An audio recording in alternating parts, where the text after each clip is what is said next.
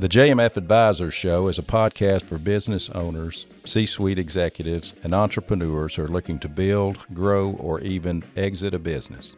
We bring in some of our best financial advisors to interview experts on business best practices, hot topics, and sprinkle in some tax and accounting help. If you're a business owner, startup founder, CFO, or just starting your side hustle, this podcast is for you. All right, welcome to another episode of the JMF Advisors Show. I'm Carl Jamison, and today we're going to be talking about the recent session of the Alabama State Legislature. So I'm excited to have Kyle South with me today, the President and CEO of the Chamber of Commerce of West Alabama, in the studio, and via Zoom, Clay Scofield, who's the Executive Vice President of the Business Council of Alabama.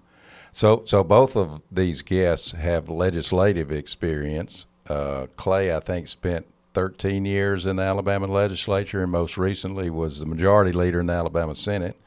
And Kyle, I think, was in his third term. That's correct.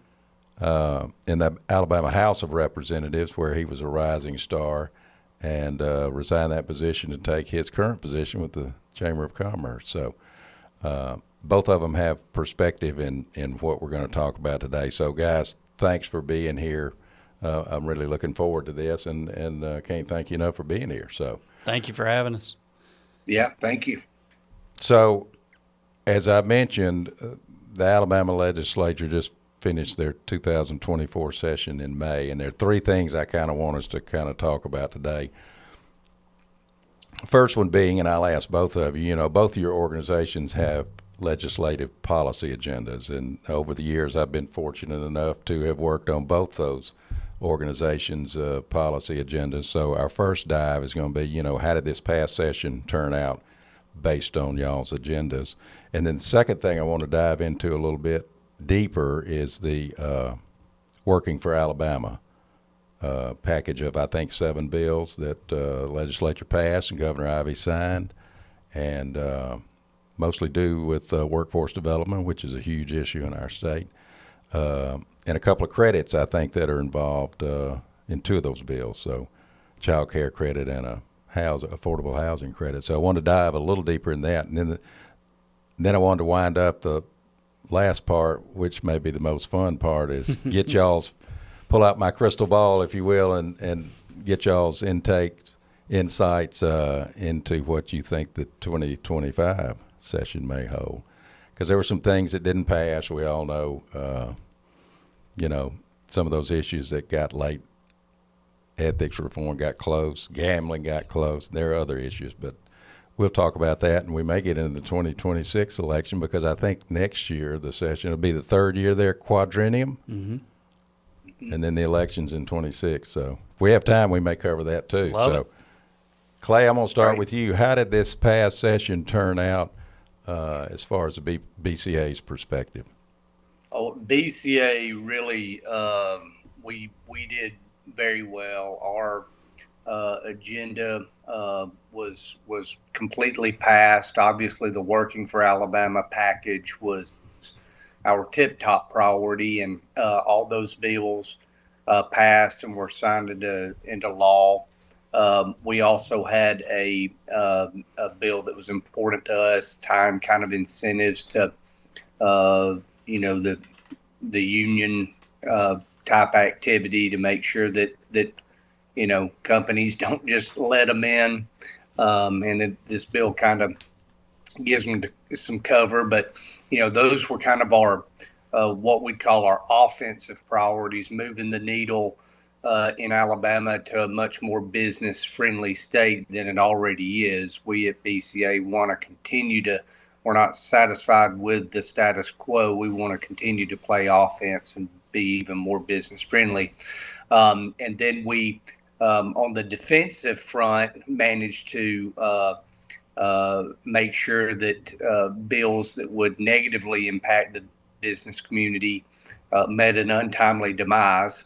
And we were very successful in making sure a lot of those bills did not progress through the legislative process. So the big one for that was the PBM bill that would have led to some serious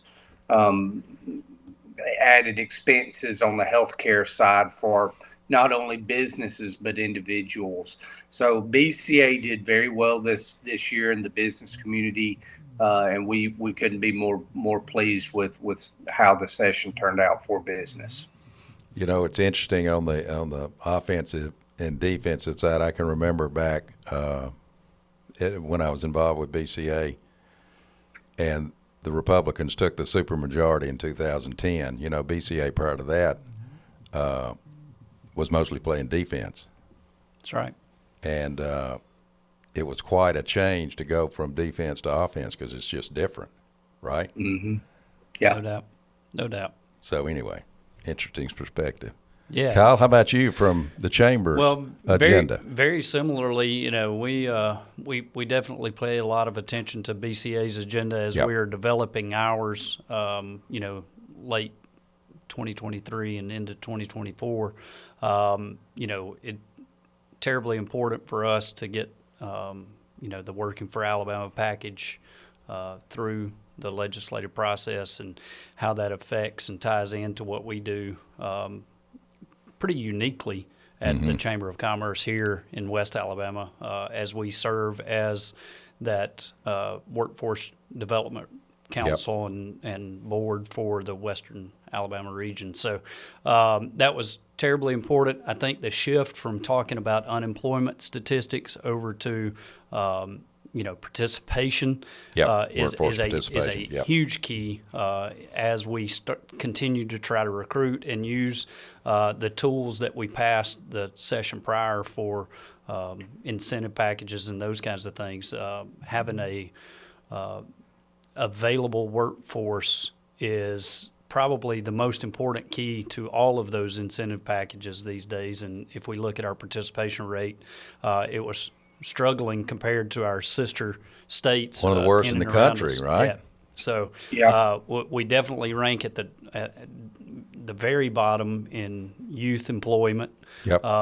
You know, we've got an aging population in some of our rural counties that we're having to fight against. And so peeling back the layers of that and figuring out what barriers are there that we could hopefully eliminate through policy or incentives to get those people back in the workforce. Yeah. We're going to dive into that a little deeper. I guess were there some economic incentive legislation that was sunset? I mean, I think it passed in prior years, but was... Yeah, so the majority of those incentives were passed in a package in 2023. Yeah. There may have been some lingering incentives that were, like you said, that were sunset that had to be reauthorized. Just had to be reauthorized, renewed, yeah. right? So not much change from 2023 to 2024, but definitely at the top of the list. You know, we talk about incentives and tax policy and all those kinds of things. And Yep. I would like to think we've got the most friendly environment in the country, in the state of Alabama. Was just talking with a group this morning about that environment and what all goes into that and how we sell that you know, kind of separation between us and other states, and also on the red tape side of things. So we've got to continue monitoring that year over year so that we stay ahead of the game when it comes to those incentive packages and bringing business to Alabama. Well, you have to make it easy for businesses to do business in Alabama, and that's exactly on the regulatory side, I think, what you're talking about. So, yeah, got to keep an eye on that. So, okay, let's dive into the Working for Alabama legislation. I think I mentioned, I think it was a 7-bill package, Yes, right? sir. Yes, sir. Some of it had to do with realigning the workforce councils, or the whole, really I guess it's a cabinet Whole position. thing. Yeah, right? the whole The whole process. thing. All right, so I'll let whoever wants to jump in and kind of start covering that. Well, I'll jump in first and just kind of give a little bit of a historical perspective on, Yep. and you know, we talk about workforce, and you know, there's a portion of that falls within commerce. There's a portion of that falls within labor, the Department of Labor, but then you also have to consider where K-12 is in that conversation, two-year system, Yep. and even higher ed Yep. these days even our manufacturing jobs throughout the state are getting more technical and more highly skilled. And so having the foresight to kind of have these silos combined into kind of one voice and one person to direct those things, AIDT as well from a training aspect. It's a lot of moving parts, a lot of territory to cover, and I think through the reorganization effort, not to toot our own horn, but the West Alabama region was already doing a lot of the things that that this bill kind of sets out. And the Workforce Council and the Workforce Board, two separate entities in all other regions of the state, are the same entity here in West Alabama. And that is the model that I think they've tried to push forward so that you don't have competing interests. And you've got one singular focus of that group to be able to both distribute federal funds and support our business needs throughout the state. Yeah, so one of those is a new cabinet level position, right? I don't know what that department's going to be called. So it's going to be the Department of Workforce, and it's actually kind of just transitioning. Clay, correct me if I'm wrong, but transitioning from the Department of Labor to the Department of Workforce, and there will be certain aspects that were formerly underneath the guidance of Commerce that kind of shift over to this new department, and trying to consolidate and be more efficient. Exactly right. Too many different people doing the same thing, so. And what we were seeing was we weren't taking full advantage of some of these federal and state programs in all parts of the state. And when you start having to return federal funds to the federal government, you and I are paying those in. I can say that now that I'm not down there in the middle of it. So, we've got to be mindful of that, and that's how we can support our businesses and industry here locally. Yep. Clay? Yeah, no question. The Workforce Transformation Act is probably, the biggest deal of a lot of the bills here are all very important, but that one really is a transformative bill that I really think is going to yield a lot of results for workforce moving forward. Really, it's not expanding government, as Kyle mentioned. It's renaming the Alabama Department of Labor to the Alabama Department of Workforce, and now the Labor Secretary will be the Workforce Secretary. But by consolidating all those different entities, not only do we have someone that is in charge, which we didn't have in the past, but as you can imagine, by pulling all that together, that is decreased overhead, that then those funds can actually be used to deliver workforce development instead of adding to the amount of bureaucracy that we have. So it really is a transformative bill that I think is what state government should continue to do is improve itself and try to consolidate and be more efficient with the taxpayers' dollars.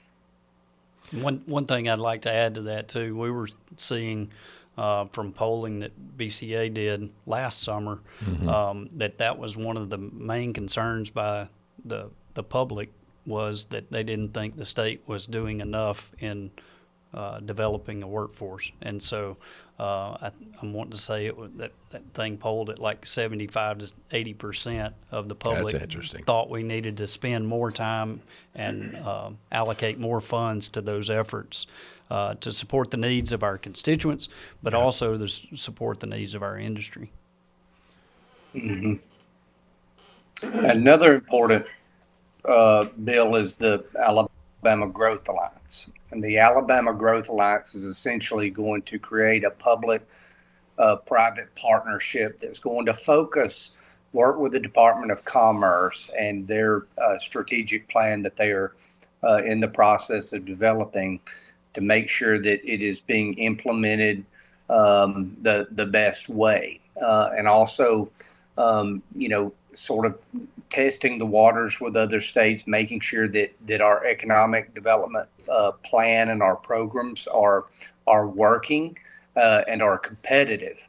And the key to this is not only is it government officials that are on this, it will be half of it will actually be people from the business community. I mean, what better experts do you have than the business community in regards to economic development? And so we think that is also a very important piece of this package on the economic development side, to make sure that the state of Alabama, with whether it be with incentives or workforce development or infrastructure, that we're going to be constantly competitive with our peer states around the country, like South Carolina or Mississippi, to make sure that we are attracting businesses and helping our current businesses to expand. Yeah. So, what do you think the timeline is to implement this change, at least from the perspective of the new So it kind of gave Secretary of Workforce Development? legislature kind of gave themselves a runway to get this up and running over a 2-year period, really 20 months. But, it can't be done overnight. Right. There's a lot of moving pieces, parts, but making sure that we do it the right way. Yeah. I think this first 8 to 12 months is vitally important to get it set up, the way it's intended to be set up, and so that it can run, with the vision that was laid out. So who's kind of in charge of making sure that gets done the correct way? Do we have anybody? I think that question remains to be exactly seen. I know Fitz is probably having to tackle some of that out of the gate, but as far as a long-term solution, not exactly sure what that looks like. But back to the earlier point, like literally, you had this thought that while we love to talk about 2%, 2.5% unemployment, we can't go out and attract new business and industry if they don't think they have a talented workforce pool to come to. And you're seeing that in other states. And so, touting a low workforce participation rate is not the worst thing in the world, because that shows that we have some capacity. Yeah. Yeah, and other states use it against us. Right. The low unemployment rate. That's exactly right. So the Fitz that Kyle was referring to is our own Tuscaloosa Fitzgerald Washington. That's the Secretary of Labor. That's right. Cabinet position. I guess he was appointed by Bentley and retained by Ivy, so he's been there a while. Yeah, absolutely. Yeah. Former chairman of your absolutely chamber, right? Former chairman of the Chamber of Commerce. So Fitz is a good friend, and it, again, plays a vital role in the front end of this. Yep. And one thing that we've got to look at when it comes to a lot of these initiatives, especially on the workforce side, it hasn't necessarily been a consolidated focus in the past. And Fitzgerald at Labor, the majority of these cabinet level positions, they've all been in place for 2 governors, going back, and change was except coming. for Ellen, she's new at Commerce. That's right? New at Commerce, but just took that role. Yeah. We had a lot of change coming, and so I think this was the prime opportunity to bring something like this, new consolidation forward, in knowing that a lot of those people, a lot of those personalities were going to be changing anyway. Yeah. Chancellor Baker is going to have to be involved. That's exactly right. Dr. Mackey at K-12. K-12, and one of the things that we have to continually look at and focus on through that too is not being redundant in those services, especially within the educational partners. If well, that was the whole part about trying to do this, right? Yeah, exactly. So, if K-12 is doing a job that, we can let the 2-year system focus on something different and vice versa. So let's not overcomplicate it, but streamline it and make sure we're producing the outcomes that we want to produce and it can be most beneficial to the citizens. Yeah. Excuse me, Nick. All right, let's talk about the tax. There are 2 bills, I think, that had some tax credit components. One dealing with child care, trying to find a unique way to help employers and others provide child care that is sorely needed across the state. And the other deals with workforce housing and a credit on that. So who wants to jump in on the credits? You mean to dive in here out of the gate, Clay? I'm going to tackle the child care piece of that to begin with. You know, 2 of the things, really 3 barriers that we find most often preventing people from entering the workforce: transportation, housing, and child care. Yep. And so the Childcare Tax Credit was a $65 million tax credit over several years, but it established 3 different sets of funds within that. 3 buckets. Three buckets. One being an incentive for employers to provide their employees with compensation for child care. Stipend, grant, just direct money to them that they can pay their child care provider. Correct. Okay. The second one was a tax incentive program for current child care providers, facilities, to be able to expand capacity or build new capacity. Okay. And so, and then the third bucket was, you know, we have a ton of religious-based and nonprofit-based child care centers throughout the state. And so how do we tax incentives, tax credits don't really help those guys. Nonprofits, So we created in that a separate set of funds so that corporations could buy tax credits out of a pool and create a cash incentive for those nonprofit child care centers to pull from too. So like my private business that has an Alabama income tax liability, I could say, okay, I want to direct, I owe $5,000. I'm going to direct that instead of paying the Department of Revenue. I'm going to pay it into this. Yeah, and there were limitations on that, but it helped create a pool of funds for the nonprofits. Our nonprofit child care centers are a big piece of the puzzle, and then I think you take that and you couple it with initiatives like what we have here, and you've been instrumental with on the 3x3 initiative, which is incentivizing and helping prepare local citizens and opening in-home trying daycares. to get them credentialed, if you will, to provide child care in their home. Licenses, making sure that they follow all of the regulatory protocol with DHR. Their facilities are up to standard, and even able to put some local monies into those efforts.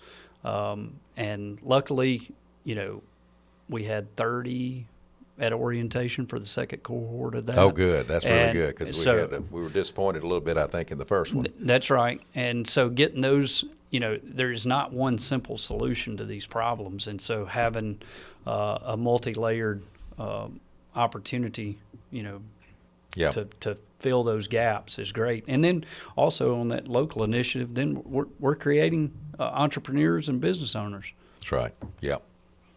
Clay, thoughts?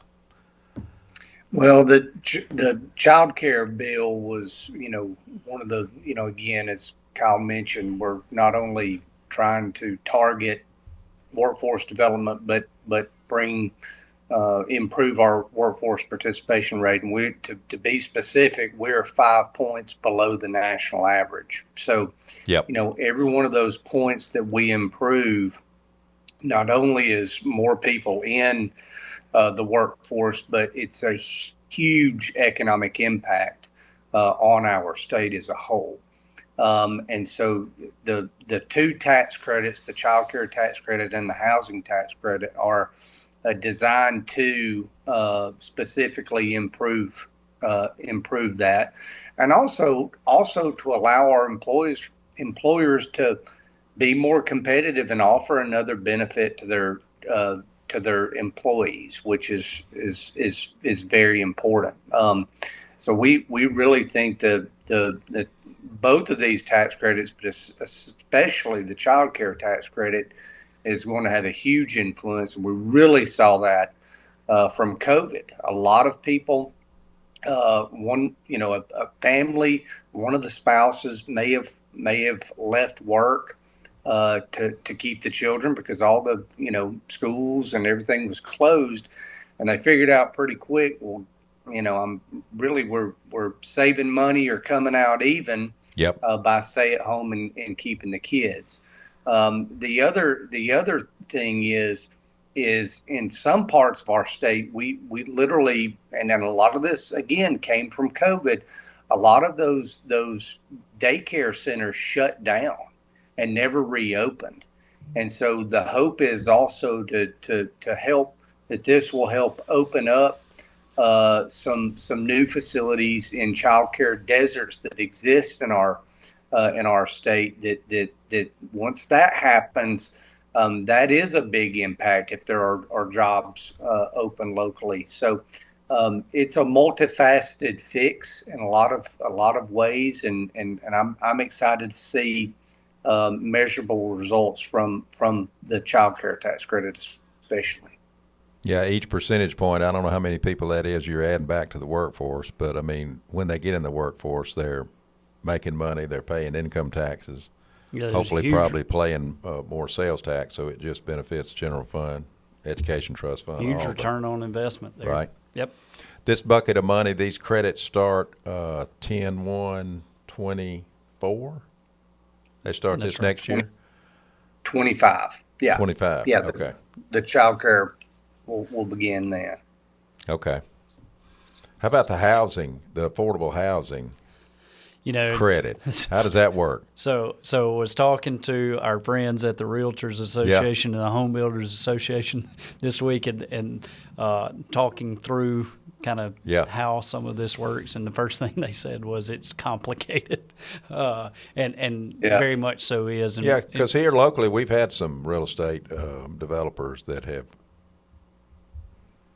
to their credit, in that space.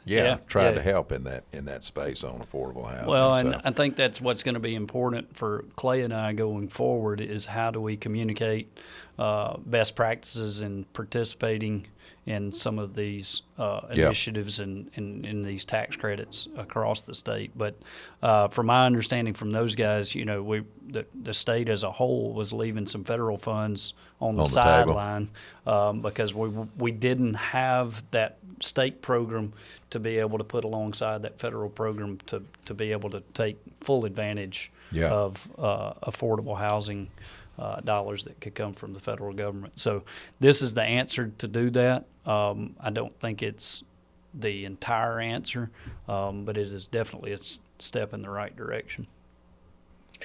Yeah, it's essentially from a Reagan era program that, and the key to this is to be able to qualify for this lower cost housing, you have to work.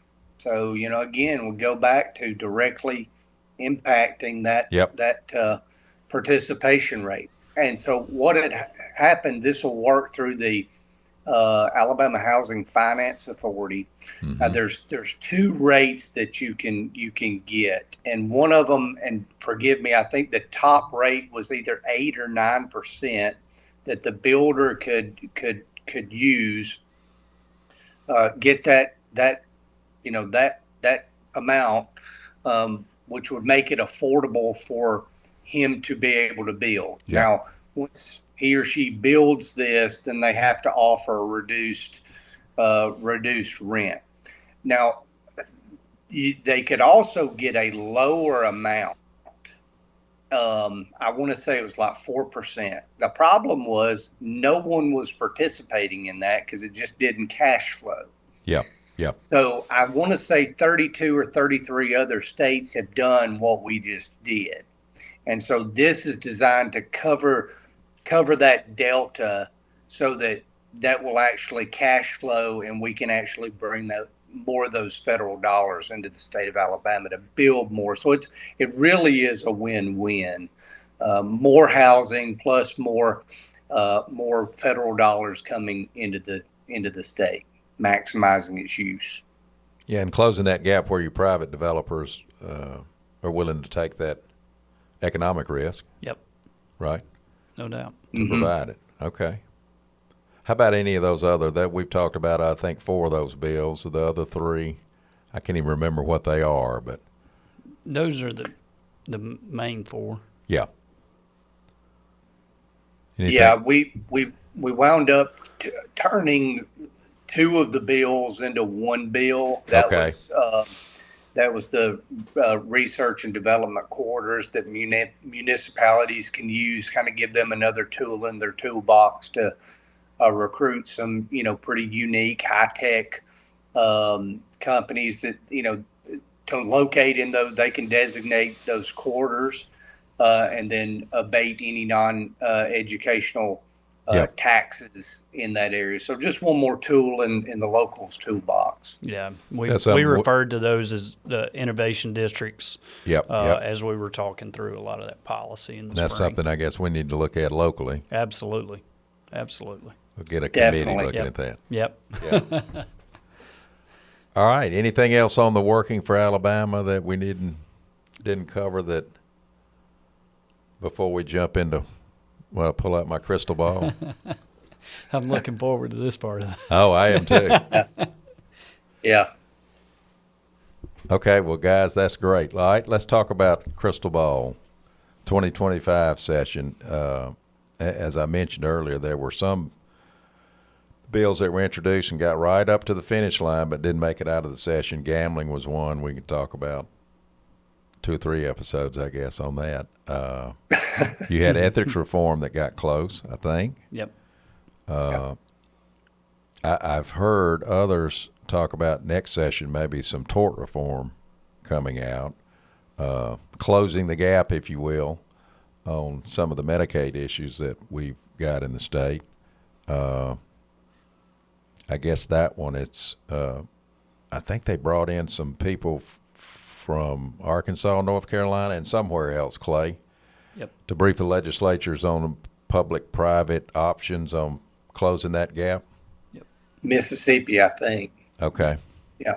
That's bad when you haven't asked Mississippi for help. But anyway, no offense to my Mississippi friends. Nick, you may want to cut that out. All right, let's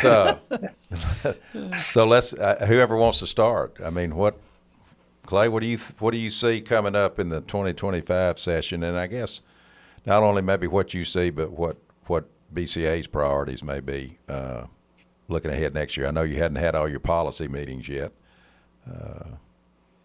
but you probably got an idea of the big ones. We have a general idea of kind of what our members seem to be interested in. Obviously, you kind of look historically at BCA has engaged in big things. Yep. Rebuild Alabama, Innovate Alabama, the game plan, Connect Alabama, Working for Alabama. So obviously, looking at a big ticket item that is going to move the state, as I mentioned earlier, the dial more pro-business. And, there is a lot of discussion of tort reform. We saw a tort bill filed this past session. It was really filed about around midway through session. I think there just wasn't enough time there. Yeah. So, that's something that's going to take a considerable amount of time, effort, and resources and support, high-level support to get something like that done. So we'll be working, over the coming months with that. If that's where the executive committee wants us to go, obviously that we listen to them. The gaming situation, I'm not sure they tackle that again this quadrennium. Kyle may have a different idea there. They may, I think, if they're able to, go back to the drawing board on another bill and get general agreement on that, then they very well could next year. But again, we're getting closer to an election year, which who knows? Every year the polls move more and more. So it could be a popular thing by next year. Who knows? Ethics reform looks like it could be a possibility next year. It got very close past the House and into the Senate.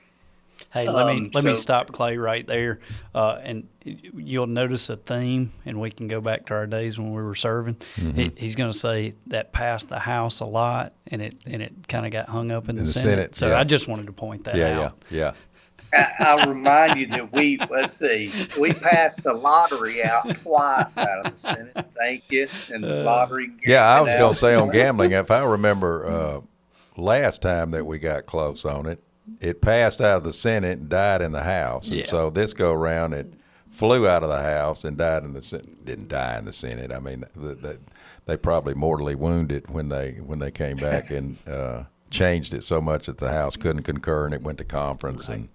Well, and I think on that point, like Clay said, polling is through the roof, even within on letting the people vote. Letting the people vote, even within a Republican primary voters, polls extremely high, which has normally been your kind of weak spot in that whole conversation. But that topic is much more. Oh, it's complicated than Absolutely, most of the public realizes. I mean, you do have the lottery component, which most people that's their perception of gaming within the state of Alabama, especially within the confines of what we have that's legal these days. But you've got the sports gaming advocates, you've got the tracks, and the limited casino gaming that we have in the state. And then it's all complicated by the inability for state to regulate and police our friend Native American friends, and that's all governed by the feds. federal feds policy. Control that. Yeah. So unless you have a compact, a lot of moving parts. Even within the compact, if they get everything up to the classification that's legal within the state. And so determining what is and what isn't Class 3 gaming has been a question in the past. A couple of federal court cases, including one in Florida just a couple of years ago, that kind of could reposition a lot of that. And so it's trying to hit a moving target, trying to do what's right for the state in limiting some of the activity that's going on now. Because we have gambling now. Absolutely. Some of it legal, some of it not. Regulating. Right. We talk about some of these things, and I like to use we just had a suspension, lifetime ban, I think, for somebody in the NBA that was – baseball. Maybe I just saw. You had one yesterday in baseball, right? But shaving a little something here or there, and if those wagers are getting placed in the state of Alabama because it's unregulated, but it could still happen, I promise. You never have a way. It never gets flagged, so to speak, and so a lot of moving parts there that we have to take. There are a lot of people on both picture. sides of the issue that either don't want any form of gambling or they like it just the way it is. Yep. And there's a lot of money on both sides. So anyway, no doubt. that's Sorry to interrupt Let's you get there, off Clay. gambling. You're right about it. There's not a more complex issue in Alabama, and a lot of the voters out there really get frustrated with it. But it's a very difficult puzzle for them to put together. And kudos to the speaker and to leadership for stepping up to try to solve the problem. It would be much easier just to ignore it and think it's not there, but it certainly is. Yeah, and I like Governor Ivey. Somebody asked her, well, are you going to call a special session on gambling? And I think she said, why would I do that? Right. Yeah. Yeah. Yeah. What else we see for 2025? So one that I, hadn't been mentioned yet that I think probably, comes back in some form or fashion is, the legislature was hit with a bombshell right at the beginning of session this past year with the Supreme Court's decision on IVF. Yep. And thankfully they were able to pass some legislation that kind of provided a temporary fix. But I think that is something that will continue to be talked about on what is the long-term, Yep. What does that look like long-term, and how is it complicated by our state constitutional amendment, if at all. And so I think those things will come back up. I was glad not to be put in a lot of those situations that they had to deal with this year. Normally, You were glad you were at the Chamber of Yeah, I Commerce. was. And I Clay was was glad laughing he was Same. laughing at some of The my business friends council. down there. Yeah. But, normally you have the ebbs and flows and peaks and valleys during a legislative session where you have time to take a breath and, get some. That issue made everything stop, and they had to deal with it, right? and it never let up the entire session. So it seemed like it was one big issue right after the other, and lucky, give them a lot of credit for getting the simple things accomplished with all these big conversations going on in and around it. Yep. So leadership did a heck of a job being able to navigate a lot of those landmines. But more to come on that. Yeah, no doubt. I do think that IVF issue is something that, we were talking about, following the lead of other states. We're going to be at the forefront of that one. All the other states are looking to us to see what that looks like and how we address it. Okay. I really appreciate y'all's perspective on, because y'all really, both of you have a unique perspective, because you recently have been in the fray down in the legislature, and let me thank you both for your service. Yes, sir. Because it takes people like y'all to step up and step out and run for an elected position, and then once you get it, be able to govern wisely, and both y'all have done that, and I appreciate that. I appreciate it, and I know Clay does as well, but it was an honor for me to serve, Fayette, Tuscaloosa, and Jefferson counties for 9 years, and I don't envy my colleagues that I left behind, because there will continue to be big issue after big issue that they address. But I'm very pleased to be Sitting over where you are. at the chamber, able to stay involved in a lot of those policy discussions. Yeah. But with a different constituency and maybe from an arm's length. Yeah. Clay, thanks for being on with us today. I'd like to do this again, and let a few months. Maybe we'll have a pre-session podcast next time. Love it. Let's do it. Guys, I'm in. Guys, thanks a lot, and thank you again for watching another episode of JMF Advisors. See you next time. If you would like us to help your business or would like to suggest additional podcast topics, simply send an email to info@jmf.com. And don't forget to subscribe to our podcast on YouTube and your favorite audio podcast apps.